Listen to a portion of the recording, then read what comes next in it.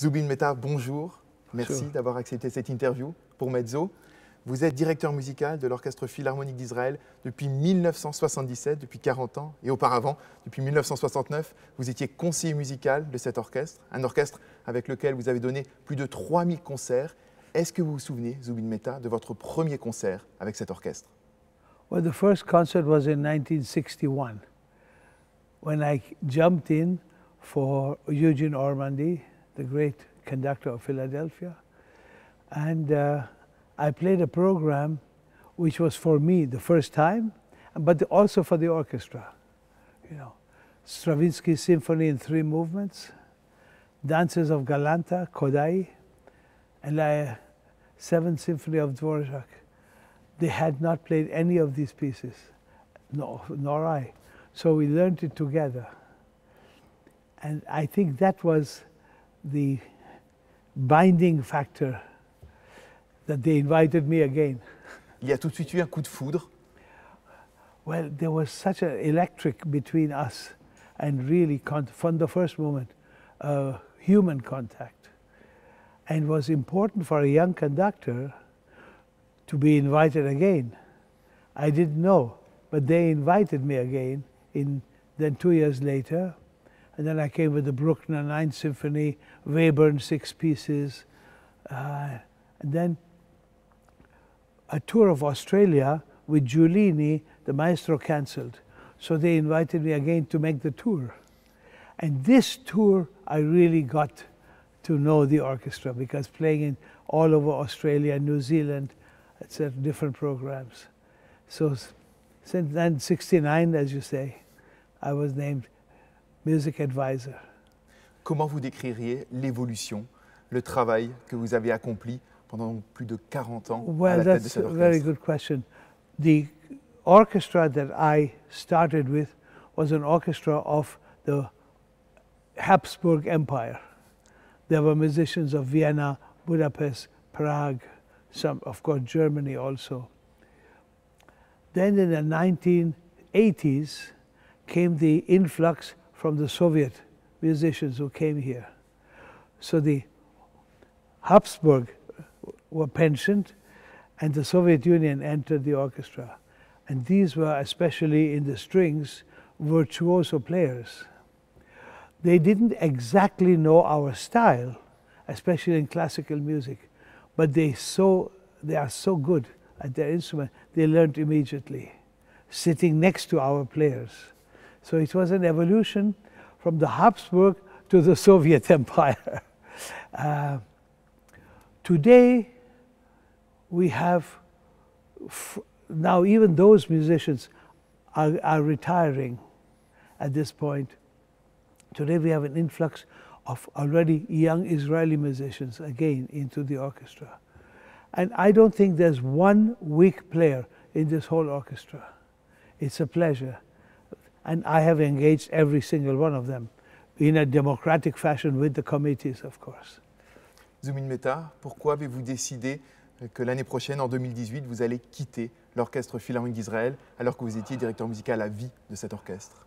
Well, after 3,400 concerts, in 2019, it will be 50 years since I started from 1969. And I think it was completely my decision. I think it's time for another person to come, take over this magnificent ensemble, and work ahead, put his stamp on the orchestra. En préface à votre biographie, parue en 2007, vous disiez qu'un jour, vous espériez qu'au sein de cet orchestre, il y ait un musicien palestinien qui puisse jouer. Ce n'est malheureusement pas arrivé. Yeah, it's my dream, and I think it will come true, that an Israeli Arab will play in the orchestra. Because I have a school at the Tel Aviv University, and already there are students from the north, because I have a foundation in the north called Mifne, where we are teaching about 200 Israeli Arab classical music. And they have great talent, and I'm sure one day, you know, we have auditions behind a curtain. I'm sure one day this curtain will open, and there will be an Arab boy or a girl accepted to the orchestra. Zubin, I hope it will be in my period.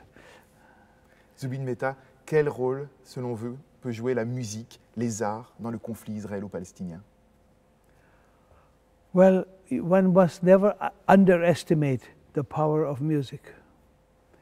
Sometimes we go to the city of Akko in the north, where many Arabs are living, and we give concerts where Arabs and Jews are sitting together.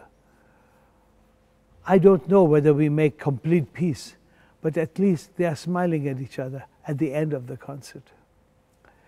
And I am sure there are enough people in this country and enough Palestinians who really want to live together. There are others who don't. And this is the problem. But there is a majority, I feel, that want to live together. And I have in my country, also in Kashmir, this problem, Hindu and Muslim. Vous avez donné un concert d'ailleurs au Cachemire. We have a concert 2 years ago where Hindus and Muslims sat together probably for the first time in a beautiful garden of the Mughal emperor. And I don't know if they hugged and kissed after the concert, but they sat together and they heard Beethoven, Tchaikovsky, Mozart. We must bring music to these people because the power is completely, it's a mystical power that we don't understand, but it makes people friendly with one another, I'm sure. Avec l'Orchestre Philharmonique d'Israël, vous êtes souvent inscrit dans cette démarche de paix. Je pense notamment en 1994, quand vous êtes allé jouer dans les ruines de Sarajevo, dans la bibliothèque de Sarajevo avec cet orchestre, ou en 1999, quand vous avez joué près de Weimar, en mêlant sur la même scène l'Orchestre d'État de Bavière et l'Orchestre d'Israël, Weimar qui est non loin du camp de Buchenwald.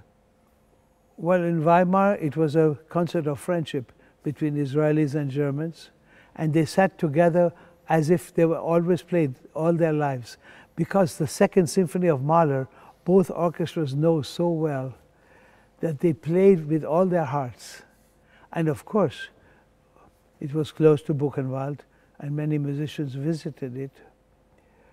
In Sarajevo, it was the Orchestra of Sarajevo, with some musicians from Zagreb and Ljubljana, Belgrade, because many people in Sarajevo, in the chorus, already were dead.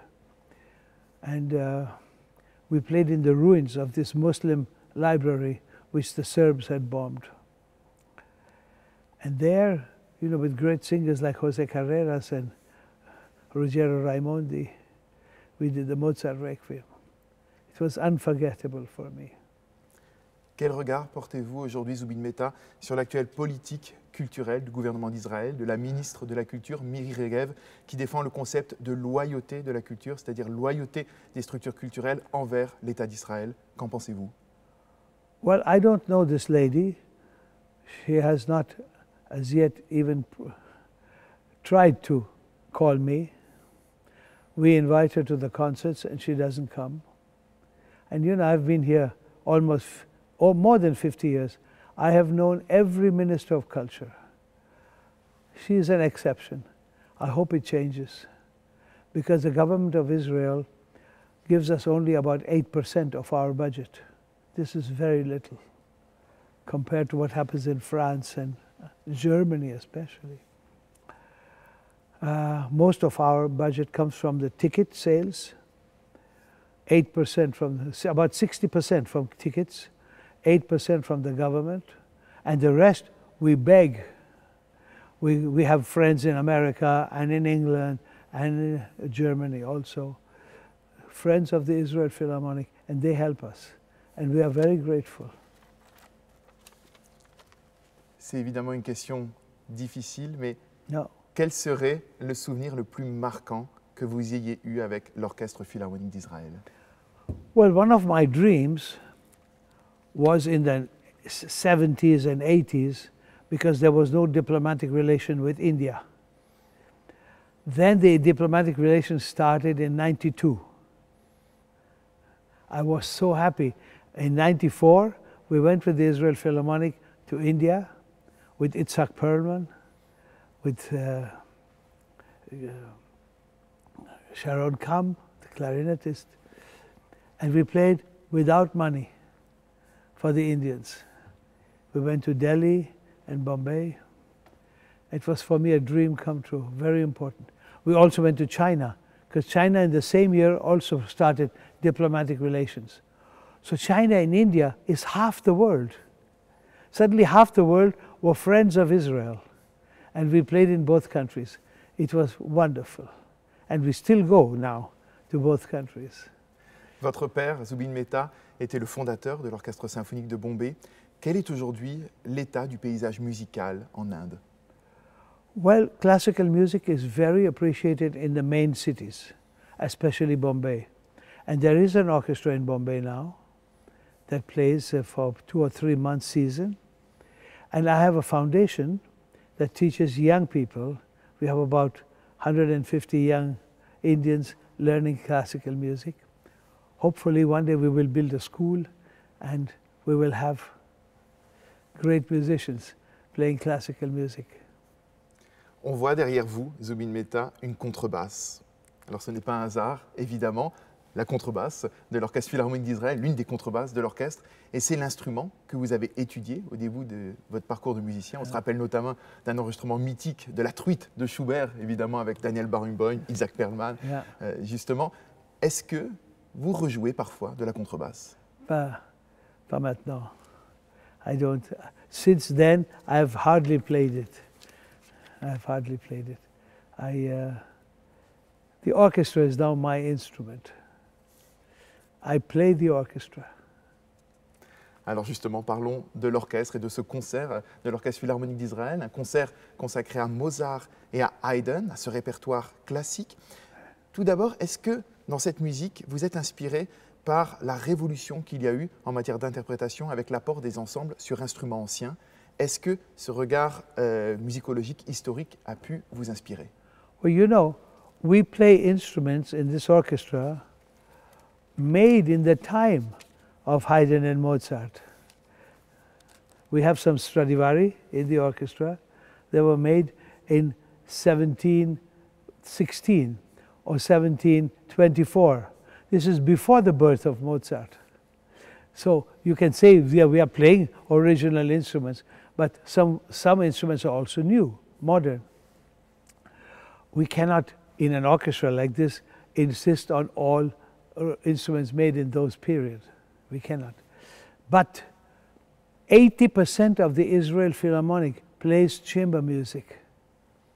For the orchestra, we have a series of 15 concerts, 15 different ensembles of the orchestra playing Haydn and Mozart chamber music. And for them, therefore, to play the symphonies, it's a step further. When you play a Mozart quartet or a Haydn quartet, the symphony technically is much easier. And these people are so involved in chamber music that it's a pleasure to play this music with them. A pleasure. Ce qui est très intéressant dans le concerto de Mozart, c'est que vous avez changé la disposition habituelle de l'orchestre en mettant les bois de l'orchestre au premier rang, juste à côté du piano. Pourquoi cette position? This concerto and many others, Mozart uses woodwinds as like a concertante, because there were wonderful wind musicians in Vienna in those days. And he was no more in Salzburg, he was already living in Vienna. And he wrote these parts for these great musicians who were in Vienna. And this concerto he wrote for a pupil, a very good woman, I forgot her name. And he wrote a cadenza also for her, because when he played, he improvised the cadenza. But for her, he wrote the cadenzas. So Denis Batsuev is playing those cadenzas that Mozart wrote for his pupil. It's very interesting.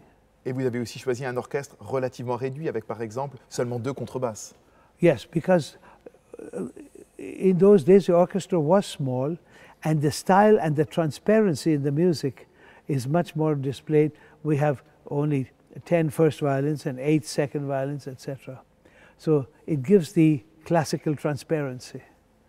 Et alors, pour ce concerto, vous avez choisi d'inviter Denis Matsuev, un jeune pianiste russe. On retrouve le lien entre Israël et la Russie, entre les musiciens d'Israël et les musiciens russes, qui est très important, je crois, ici à Tel Aviv. Well, when we invite soloists, it's not for any political reasons. Dennis is a friend of the orchestra. We have played in his hometown in Irkutsk 2 years ago in Siberia. He is a real hero, not only in Siberia but in his country, and it's wonderful. He also came last year to Bombay with us to celebrate my birthday.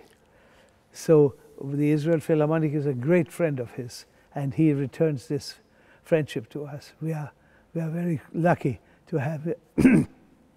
We are very fortunate to have him as our friend. En deuxième partie du concert, vous avez choisi une symphonie de Beethoven, une symphonie qui est peut-être pas la plus donnée, la 8e symphonie, encore d'inspiration classique, donc qui fonctionne évidemment très bien avec la musique de Mozart. Justement, pour vous, cette symphonie, vous la rattachez encore au XVIIIe siècle, où on voit déjà un souffle romantique? Well, the period in Beethoven's life of the Opus 90s, you know, he went up till Opus 135, but the Opus 90 period was very transparent. The quartet he wrote and the piano sonata are all, he's almost going back to a classical period rather than the romantic period that he established with the Adagio of the Eroica or Fidelio. This symphony is much more classical, especially the second movement, which is, you know, dedicated to the metronome inventor. Mezzo. Mezzo, l'inventeur du Mezzo, métronome. yeah, who invented the metronome. And the finale, he put a metronome mark that if we played with his metronome mark, we couldn't play it. It's so fast. So we have taken a more comfortable tempo where you hear all the notes. Un mot sur cette salle où nous nous trouvons, cette salle, l'Auditorium Charles Bronfman, qui avant s'appelait Auditorium Frédéric Mann, construit en 1957, mais qui a été entièrement rénové très récemment, avec notamment un travail acoustique opéré par Yasuhisa Toyota.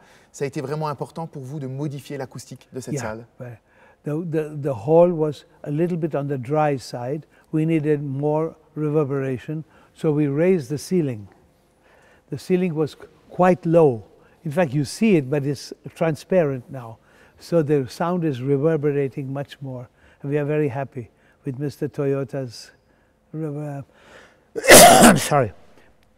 We are very happy with Mr. Toyota's help and suggestions. Nous avons la tradition sur Mezzo de conclure toutes les grandes interviews par 3 mêmes questions que nous posons à tous les artistes, ce qu'on appelle les mezzo voce. Alors la première de ces 3 questions, Zubin Mehta, c'est: quelle a été dans votre vie votre première émotion musicale? You know, I don't know whether I spoke or I sang first.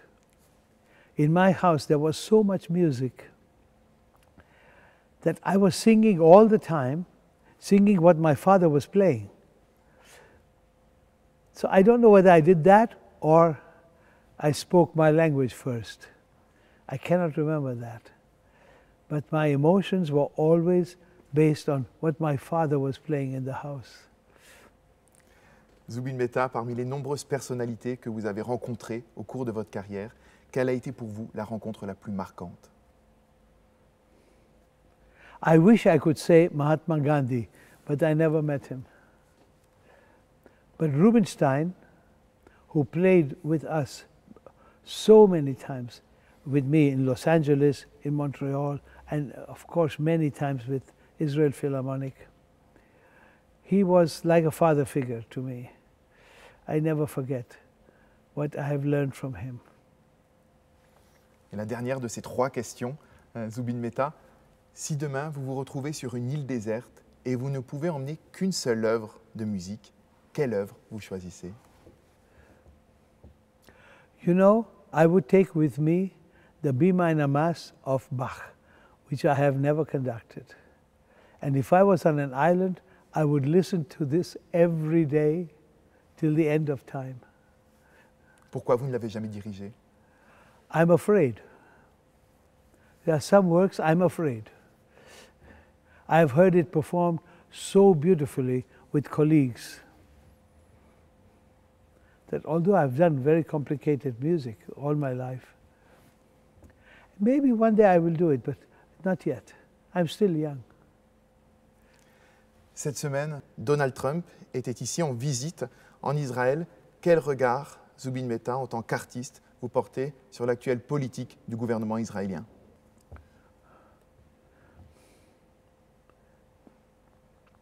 I'm neither a supporter of Mr. Trump, nor am I a supporter of the Israeli government. And thank God we are living in a democracy here that I can say it. I couldn't say this in Syria. I hope Mr. Trump will evolve and he will learn, because he has 4 years. I hope he will listen to people around him and have a good team. At the moment, I don't think he has a good team. Kennedy had a good team. Even Nixon had a wonderful team around him. I hope Mr. Trump will see it to have a good team and listen to them. And about the Israeli government, they are surviving only because of the coalition with the religious parties and with the ultra-right wing, who are not doing any good for Israel. I think Israel is being isolated in the world, because I live outside and I'm a great friend of Israel. I love this country. I must say this. I don't agree with the government's plans of building the settlements. It's not helping anybody. I hope Mr. Trump made it clear. We don't know what they talked about. I hope he made it clear to stop the settlements and start talking to the Palestinians. There must be a home for Palestinians. And I know that the majority in Israel agrees with me. Zubin. Inshallah, I pray for this, because I love this country. Zubin Mehta, merci. Thank you.